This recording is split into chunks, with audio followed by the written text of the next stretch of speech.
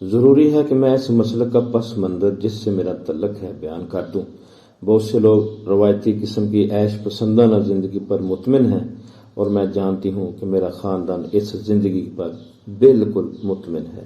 ایسے لوگ بہت کم ہیں جو عیسائی اعتقادات میں ذہنی سکون پاتے ہیں، لیکن بہت سے ایسے بھی ہیں جیسے کہ میں خود بھی، جو صرف اپنے کو یہ یقین دلاتے ہیں کہ وہ ایسے معاشرے میں مطمئن و مسرور ہیں۔ چنانچہ جب وہ ناچ رنگ، عشق معاشقہ اور مے نوشی سے بھرپور ایک رنگین رات گزارنے کے بعد جاگتے ہیں تو ان کے دلوں میں ایک ایسا خلا ہوتا ہے جو بہرحال اگلی رات میں پہلے سے زیادہ ناچ رنگ اور عشق و معاشقہ اور مے نوشی سے پر نہیں ہو سکتا۔ السلام علیکم ورحمۃ اللہ وبرکاتہ۔ بسم اللہ الرحمن الرحیم۔ اللہم صلی علی محمد وعلی آل محمد۔ ہم مسلمان کیوں ہوئے، اس سلسلے کی آج کی شخصیت کا تعارف لے کر آپ کی خدمت میں حاضر ہوں۔ آج کی شخصیت کا تعلق جرمنی سے ہے اور ان کا نام ہے فاطمہ گریم۔ ان کی داستان شروع کرنے سے پہلے آپ میرا یوٹیوب چینل سبسکرائب کر دیں اور بیل آئیکن بھی پریس کر دیں تاکہ اس طرح کی ایمان افروز داستانیں آپ تک پہنچتی رہیں۔ تو فاطمہ گریم کی کہانی انہی کی زبانی۔ جب 1945 عیسوی میں جرمنی میں جنگ ختم ہوئی تو میری عمر صرف 11 سال تھی اور میں ایک اسکول میں پڑھ رہی تھی۔ میرے والد ایک جرنیل تھے، اس لیے یہ بالکل فطری بات تھی کہ میرے والدین نے ہم سب بھائی بہنوں، 2 بھائی اور 2 بہنوں کی تربیت قومی اشتمالی نسب العین کے مطابق کی۔ خدا کے وجود کے بارے میں ہم کچھ مبہم اور غیر واضح تصور تو رکھتے تھے، لیکن ہمارے لیے اس کی حیثیت ایک ایسی ہستی کی تھی جو ناقابل تصور حد تک ہم سے دور ہو اور جو اتنی عظیم ہو کہ اسے لوگوں کے روزمرہ کے معاملات سے کوئی دلچسپی نہ ہو۔ ایک ایسی ہستی جس نے لاکھوں سال گزرے قوانین نے قدرت بنائے اور پھر یہ قوانین محض اتفاقی اور حادثاتی طور پر انسان کو وجود میں لائے۔ ہم یہ یقین رکھتے تھے کہ قوانین قدرت کے ذریعے پودوں سے جانور بنے ہیں اور ان جانوروں سے، جن کی اعلیٰ ترین شکل بندر ہیں، انسان ظہور پذیر ہوئے، جو ابتدا میں پتھر کے دور کی مخلوق تھی، لیکن آہستہ آہستہ اس نے فہم و شعور حاصل کیا، سوچنے سمجھنے والے ذہن پیدا ہوئے، اور اس طرح انسان نے اس باشعور انسانی نسل کی شکل اختیار کی جس سے وہ تاریخ انسانی کی کتب کے باب اول کی حیثیت سے واقف ہیں۔ ہمیں یہ سکھایا گیا تھا کہ ہم صرف اس بات کو سچی اور مبنی بر حقیقت سمجھیں جسے ہم اپنی آنکھ سے دیکھ سکیں یا ہاتھ سے محسوس کر سکیں یا کان سے سن سکیں۔ اس لیے چونکہ ہم زیادہ سے زیادہ یہی دیکھ سکتے تھے کہ موت کے بعد انسان جانوروں پودوں کی طرح جزو زمین بن جاتا ہے، اس لیے یہ بات بالکل واضح تھی کہ زندگی بعد موت اور یوم حشر کے بارے میں کہانیاں ان لوگوں کی اپنی خوش خیالی کی ایجاد ہیں جو انسان کی اس دنیاوی زندگی کے علاوہ بھی کچھ پانے کی خواہش کو تسکین دے کر یا کمزور لوگوں کو ہمیشہ کی آتش جہنم کا ڈراوا دے کر دراصل خود طاقت و قوت حاصل کرنا چاہتے تھے۔ ہمارا اگر کسی مذہب سے واسطہ تھا تو وہ عیسائیت تھی، اور اس کی تصویر ہمارے سامنے ایسی پیش کی جاتی تھی کہ جیسے یہ عامت الناس کی افیون ہے، اور یہ ان لوگوں کے اعتقادات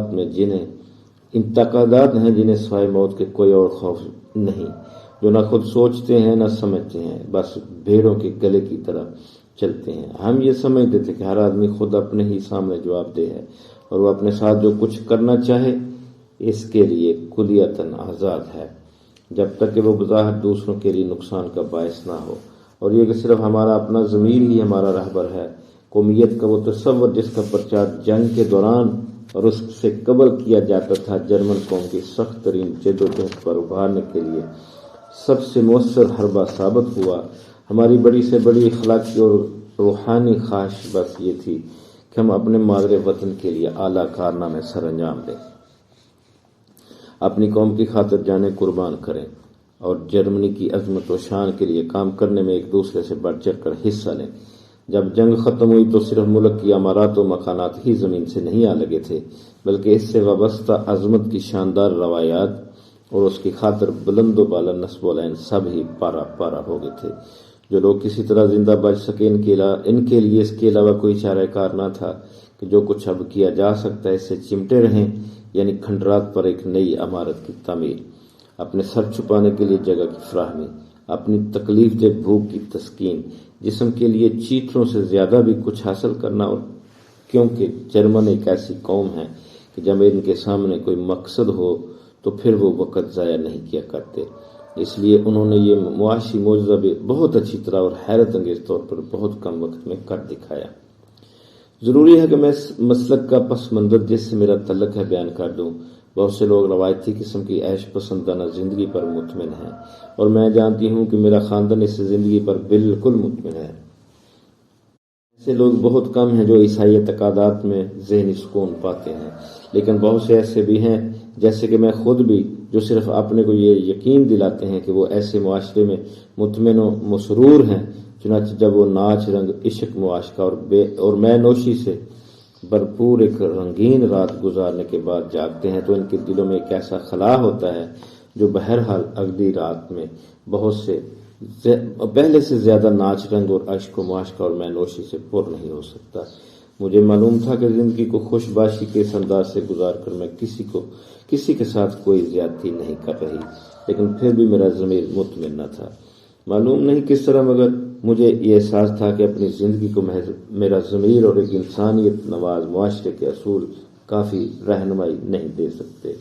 روزمرہ کی ساری خوشیاں، مثلا ایک حسین چمکیلا دن، پرمسرت تعطیل، لذیذ کھانے، کسی صاف شفاف نیلی جھیل میں فرحت افزا غسل، کسی چاہنے والے کا محبت بھرا خط، جن کے لیے میں کام کروں، ان کی جانب سے تحسین و تعریف کا اظہار حاصل کرنے کے بعد بھی مجھے کوئی حقیقی مسرت نہیں ملتی تھی جب تک کہ میں کسی کی بھلائی نہ کر لیتی، یا کم از کم اس خدا کا شکر ادا نہ کر لیتی جس کے کرم سے مجھے سب کچھ حاصل ہو رہا تھا۔ مجھے ڈائری لکھنے کی عادت تھی، چنانچہ ایک روز میں نے بے خیالی میں یہ لکھ دیا: آج تو بڑا ہی حسین اور شاداب دن تھا، اے میرے خدا تیرا بہت بہت شکریہ۔ یہ تحریر پڑھ کر میں بہت حیران ہوئی اور شرمندہ بھی، لیکن میرے ضمیر نے آواز دی کہ پریشان کیوں ہوتی ہو، خدا تو تمہارے وجود میں ہر وقت موجود ہے، یہ الگ بات ہے کہ تم اسے پہچاننے کی کوشش نہیں کرتی۔ اس کے ساتھ ہی میرے دل سے یہ آواز بھی ابھری کہ خدا تو حی و قیوم اور سمیع و بصیر ہونا چاہیے۔ وہ خدا کیسا ہے جو محض قوانین قدرت سے سروکار رکھے اور مخلوقات کے معاملے سے بے نیاز رہے۔ اس وقت میرے سامنے جو راستہ تھا وہ صرف عیسائیت کا تھا۔ میں نے ایک پادری سے سبق لیے، کتابیں پڑھی اور چرچ کی عبادت میں شرکت کی، لیکن وہ خدا سے قریب نہ ہو سکی۔ میرے پادری نے مجھے مشورہ دیا کہ میں عیسائیت کی راہ پر آگے بڑھوں، اعتراف گناہ کروں اور ہولی کمیونین کی رسم ادا کروں۔ جب میں اس طریقے پر عمل پیرا ہوں گی تو ضرور خدا کی طرف جانے والا راستہ پا لوں گی۔ میں نے اس کے مشورے پر عمل کیا، لیکن ذہنی سکون سے پھر بھی محروم رہی۔ حقیقت یہ ہے کہ بیٹے اور روح القدس سے گزر کر خدا تک جانے والا راستہ بہت ہی طویل تھا، اور گناہ اول کا بار ناقابل برداشت تھا۔ میں سمجھتی تھی کہ جس چیز نے مجھے سب سے زیادہ مایوس کیا وہ یہ تھی کہ ہمیں اپنی سوسائٹی میں رہنے کے لیے اپنے اعتقادات سے قدم قدم پر مصالحت کرنی پڑتی تھی۔ چرچ اپنے اختیارات برقرار رکھنے کی خاطر اور سوسائٹی میں اپنی بقا کے لیے از خود مصالحت کرنے کے لیے ہر دم تیار رہتا ہے۔ صرف ایک مثال کافی ہوگی۔ چرچ کہتا ہے کہ خدا کے نام پر باقاعدہ نکاح کے بعد ہی جنسی تعلقات قائم کیے جانے چاہیے، لیکن آج مغرب میں صورتحال یہ ہے کہ شاید ہی کوئی مرد اور صرف چند عورتیں ہی اس اصول کو مانتی ہیں، لیکن اس کے باوجود بھی پادری بس ایک یا دو دعائیں پڑھ کر گناہ کی اعتراف کرنے والے کو بخشش کا یقین دلا دیتا ہے۔ میں کسی ایسے چرچ کو قبول کرنے کے لیے کسی طرح بھی تیار نہیں ہو سکتی جو اتنے اہم معاملات تک میں مصالحت کے لیے تیار ہو۔ میں اپنی زندگی کی رہبری کے لیے کسی ایسی ہدایت کی متلاشی تھی جو فی الحقیقت کامل اور مکمل ہو۔ ان شکوک و شبہات کی بنا پر میری کیفیت یہ تھی کہ جب میں چرچ میں گھٹنے ٹیک کر عبادت کر رہی ہوتی تھی تب بھی اپنے آپ کو خدا کے واقعی قریب محسوس نہ کرتی تھی۔ عیسائیت سے ہٹ کر دوسرے مذاہب سے واقفیت حاصل کرنے کا مجھے کبھی خیال تک نہ آیا، کیونکہ عیسائیت کا مذہبی ٹولہ ان مذاہب کو اس طرح بدنام کرتا کہ لوگ ان کے پیروکاروں کو بدقسمت کافر سمجھتے ہیں اور بلا اس روشن خیال سوسائٹی میں کون یہ چاہے گا کہ پسماندہ اور بدقسمت افراد کی برادری سے تعلق پیدا کرے۔ میری عمر 23 سال کی تھی جب میں پہلی دفعہ اس شخص سے ملی، یعنی ڈاکٹر عمر عبدالعزیز سے، جسے 2 سال بعد میرا شوہر ہونا تھا۔ وہ دیکھنے میں کسی بھی دوسرے جرمن باشندے کی طرح تھا، اور جب اس نے مجھے یہ بتایا کہ وہ 7 سال قبل مشرف با اسلام ہو چکا ہے تو میں سخت متعجب ہوئی۔ میں یہ جاننے کے لیے بےتاب تھی کہ ایک تعلیم یافتہ آدمی نے، جس نے PhD بھی کر لیا تھا، یہ فیصلہ کیوں کر کیا۔ اس نے مجھے بتایا کہ اللہ صرف مسلمانوں کا خدا نہیں بلکہ خدا کے لیے عربی زبان کا لفظ ہے۔ مسلمان خدا تعالیٰ کی وحدانیت پر کامل یقین رکھتے ہیں۔ وہ اپنے پیغمبر محمد صلی اللہ علیہ وسلم کی اس طرح پرستش نہیں کرتے جس طرح عیسائی حضرت عیسیٰ علیہ السلام کی کرتے ہیں۔ اسلام کا مفہوم یہ ہے کہ ایک اور صرف ایک خدا اللہ کی کامل اطاعت کی جائے۔ اس نے مجھے بتایا کہ اسلامی عقائد کی روح سے سب انسان، چرند پرند اور پودے اور کائنات کی ہر شے مسلم ہیں، کیونکہ انہیں بہرحال خدا کے قانون کے مطابق ہی چلنا پڑتا ہے، ورنہ وہ خود اپنے آپ کو ہلاکت میں ڈالیں گے۔ وہ جانور جو خدا کے مقرر کردہ طریقے کے مطابق خوراک نہیں کھاتا ہے، آخر کار موت سے ہمکنار ہو جائے گا۔ وہ پھول جو رات کو اپنی پنکھڑیاں سمیٹنے کی فطری خواہش کو پورا نہیں کرتا، مر جائے گا۔ اس نے مجھ کو بتایا کہ یہ صرف انسان ہی ہے جسے جسمانی امور میں مجبوراً تابع ہونے کے ساتھ ساتھ اس آزادی و خود مختاری سے بھی سرفراز کیا گیا ہے کہ وہ یہ طے کرے کہ وہ اخلاقی اور روحانی لحاظ سے اپنی زندگی کی تشکیل ایک مسلم کی طرح کرنا چاہتا ہے یا نہیں۔ اگر وہ فیصلہ کرے اور پھر اس کے تقاضوں کو بھی پورا کرے تو وہ خدا اور خدا کی ساری مخلوقات سے ہم آہنگ ہوگا۔ اس دنیا میں اسے ذہنی سکون حاصل ہوگا اور بعد کی آنے والی زندگی میں رحمت و برکت اس کا مقدر ہوگی۔ لیکن اگر وہ خدا کے قوانین سے بغاوت و سرکشی کی روش اختیار کرے، خدا کے وہ قوانین جو بڑے ہی حسین انداز اور بہت ہی وضاحت کے ساتھ قرآن پاک کے ذریعے ہم کو بتائے گئے ہیں، تو اس زندگی میں بھی اور بعد کی زندگی میں بھی ناکامی کے لیے مقدر ہے۔ مجھے یہ بھی پتہ چلا کہ اسلام کوئی نیا مذہب نہیں ہے جو پہلی دفعہ 1400 سال پہلے وجود میں آیا، بلکہ حقیقت یہ ہے کہ قرآن پاک وحی الہی کے اس سلسلے کی، جس میں تورات اور انجیل خاص اہمیت کی مالک ہیں، سب سے آخری، سب سے صحیح اور بالکل غیر محرف کڑی ہے۔ اس طرح ڈاکٹر عمر عبدالعزیز نے میرے لیے ایک نئی دنیا کے دروازے کھول دیے۔ ان کی رہبری میں میں نے اسلام کے متعلق وہ کتابیں پڑھنا شروع کی جو جرمن زبان میں موجود تھیں اور جو عیسائی نقطۂ نظر سے نہیں لکھی گئی تھیں۔ محمد اسد کی اے روڈ ٹو مکہ میں میرے لیے بہت ہی مفید ثابت ہوئی۔ شادی کے چند ماہ بعد جب میں نے 1960 عیسوی میں اسلام قبول کیا تو میں روزے رکھ چکی تھی، عربی میں نماز پڑھنا سیکھ لی تھی اور قرآن پاک کا مطالعہ بھی کر لیا تھا۔ یہ سب میں نے اس لیے کیا تاکہ مجھے یہ اطمینان ہو سکے کہ میں اپنے اسلامی فرائض کو بخوبی ادا کر سکوں گی۔ قرآن کی حکمت و دانش نے میرے اندر عقیدت و محبت کے جذبات جگائے، لیکن سب سے عظیم مسرت مجھے نماز کے ذریعے ہی حاصل ہوئی۔ جب میں خدائے بزرگ و برتر کے حضور عاجزی سے جھکتی یا کھڑی ہوتی تھی تو مجھے خدا کے اپنے ساتھ ہونے کا اتنا قوی احساس ہوتا تھا کہ ہرگز کوئی شک نہیں گزرتا تھا کہ میں نے بالکل صحیح اور سچی راہ اختیار کر لی ہے۔ میں اور میرے شوہر اس بارے میں متفق تھے کہ ایک مغربی ملک میں مسلمان کی حیثیت سے رہنے میں طرح طرح کی مصالحتوں کے لیے مجبور ہونا پڑتا ہے۔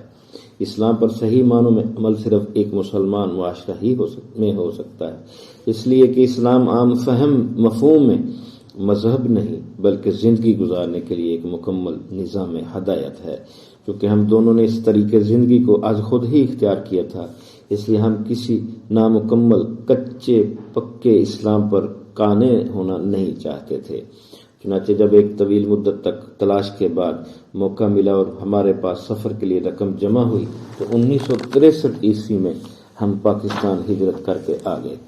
پاکستان آ کر ہی مجھے یہ معلوم ہوا کہ اگر کوئی فی الواقع اپنے ایمان کے مطابق زندگی گزارنا چاہتا ہو تو ایک نو مسلم کو کس طرح اپنی پوری زندگی میں یکسر انقلاب لانا ہوتا ہے۔ میں نے 5 وقت کی نماز باقاعدگی سے ادا کرنا شروع کر دی۔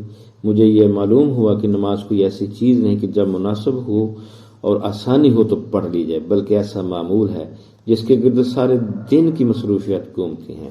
میں نے پردہ شروع کر دیا، یہ سیکھا کہ جب میرا شوہر اپنے دینی بھائیوں سے پرجوش گفتگو میں مصروف ہو تو میں چائے بناؤں اور بغیر یہ جانے ہوئے کہ کس کے لیے بنائی ہے دروازے پر پردے کے پیچھے سے حوالے کر دوں اور اس پر خوش اور مطمئن رہوں۔ میں نے معمولاً تمام وقت گھر پر گزارنا شروع کر دیا اور بجائے بازاروں میں خرید و فروخت کرنے کے انگریزی میں اسلام کے بارے میں کتابیں لکھنا شروع کی۔ میں روزہ رکھتی اور اس کی عادی ہو گئی کہ سخت بھوک اور پیاس کے باوجود بھی بغیر چکھے کھانا پکاؤں۔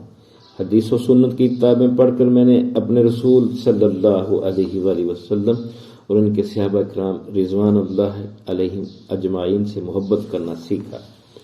وہ میرے یہ جیتے جاگتے متعین انسانی کردار تھے، محض قابل تعریف تاریخی شخصیت نہیں۔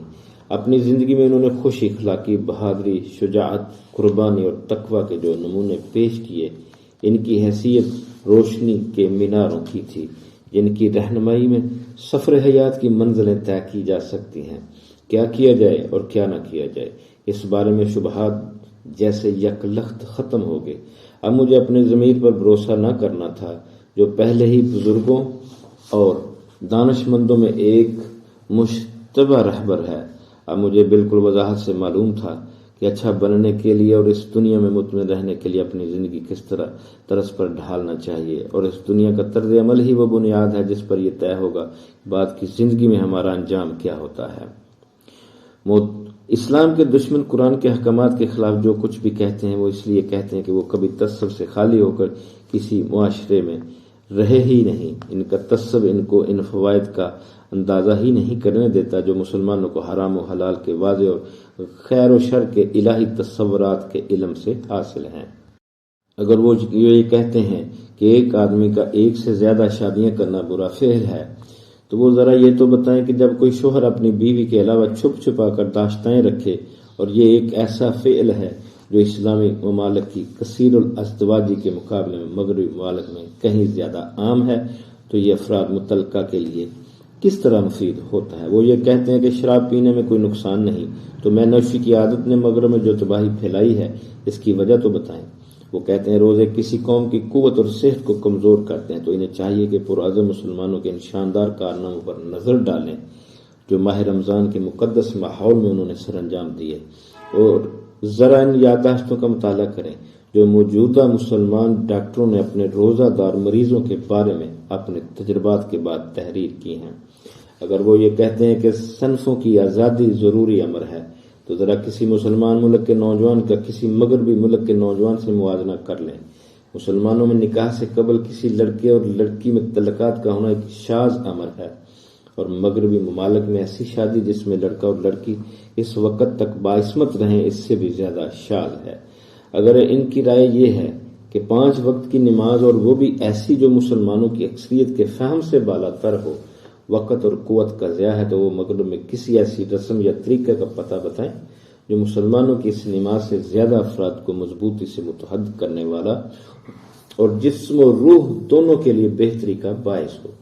وہ یہی ثابت کر دیں کہ مغربی افراد اپنے فارغ اوقات میں اس سے زیادہ مفید کام کرتے ہیں جو ایک مسلمان کرتا ہے، جبکہ وہ دن بھر میں 1 گھنٹہ اپنی نماز کے لیے نکالتا ہے۔ اگر ہر مسلمان اچھا مسلمان نہ بھی ہو تو بھی ایسے بہت سے مرد اور عورتیں مل جائیں گی جو بہت بہتر انداز کی اسلامی زندگی گزارنے کی ہر ممکن کوشش کرتے ہیں۔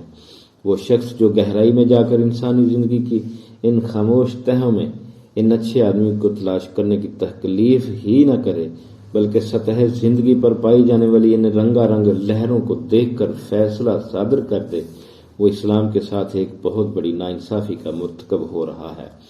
چند 100 سال پہلے بھی اسلام اچھا تھا اور آج بھی یہ اتنا ہی اچھا ہے۔ اگر اسے مسخ کرنے والی ملاوٹوں سے علیحدہ کر کے اختیار کیا جائے تو کوئی بھی عقیدہ اور کوئی بھی نظریہ حیات اسلام سے برتر نہیں۔ بہت سوں کو اس کا آج بھی احساس ہے اور انشاءاللہ وہ منظم ہو کر اس بلکتی کراہتی غیر مطمئن اور پریشانیوں میں مبتلا دنیا کو بھی یہ بتلا دیں گے کہ اسلام آج بھی سارے مادی اور روحانی دکھوں کا واحد علاج ہے۔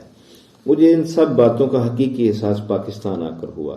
ان تجربات نے مجھ کو مالا مال کر دیا، مسرت سے ہمکنار کیا، اطمینان و قناعت کی دولت عطا کی، امیدوں سے میرے دامن کو بھر دیا۔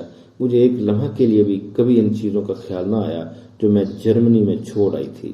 معقول تنخواہ پر میری سیکرٹری کی حیثیت سے ملازمت، اپنی موٹر کار، تعطیلات، باہر کی سیر و تفریح، ریڈیو، ٹیلی ویژن اور فرنیچر سے مزین ہمارا فلیٹ کسی چیز کا بھی نہیں۔